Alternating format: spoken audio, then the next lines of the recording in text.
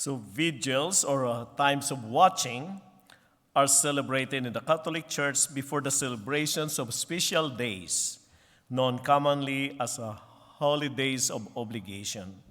So the feast we celebrate today is preceded by such a vigil known as All Saints' Eve.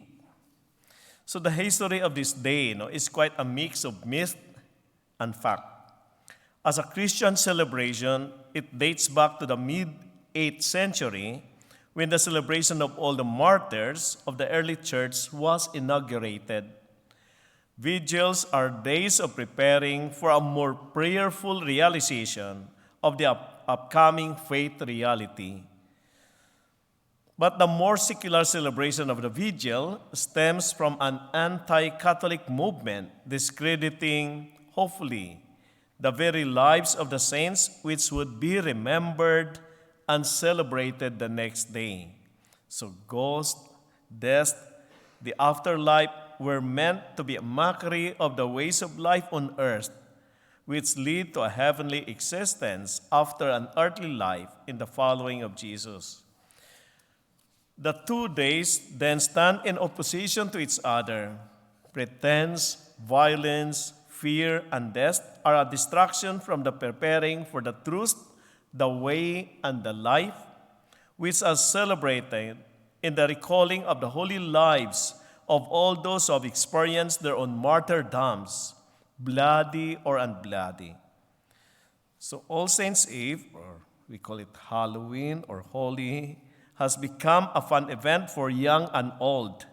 It has also become a convenient occasion for some to create distraction or chaos as a statement of opposition to God, loving humanity and all of creation.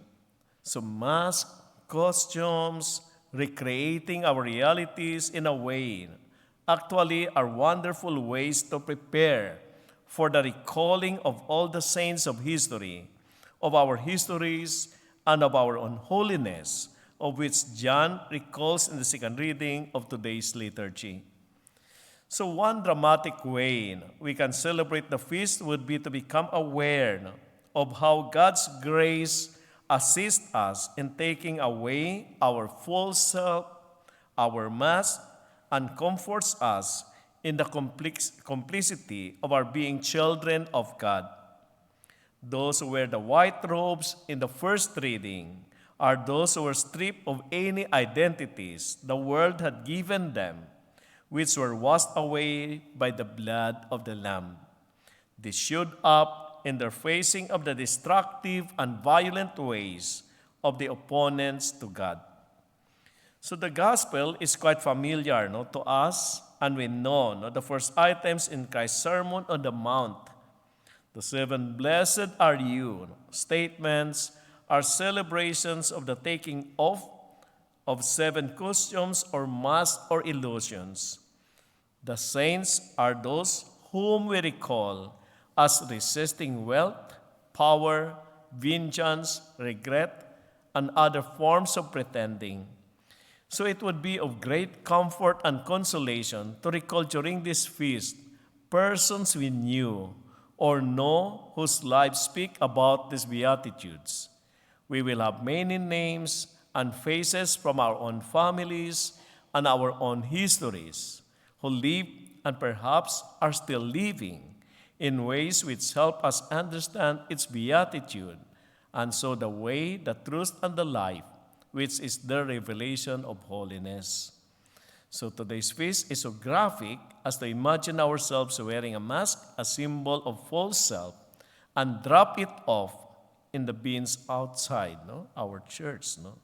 That would be quite a bucket of trash and a lot of freedom from fear and violence, power and resentment. This is what we celebrate at every sacred recalling of Christ dying and rising. We are all saints in Christ, except we tend to forget it.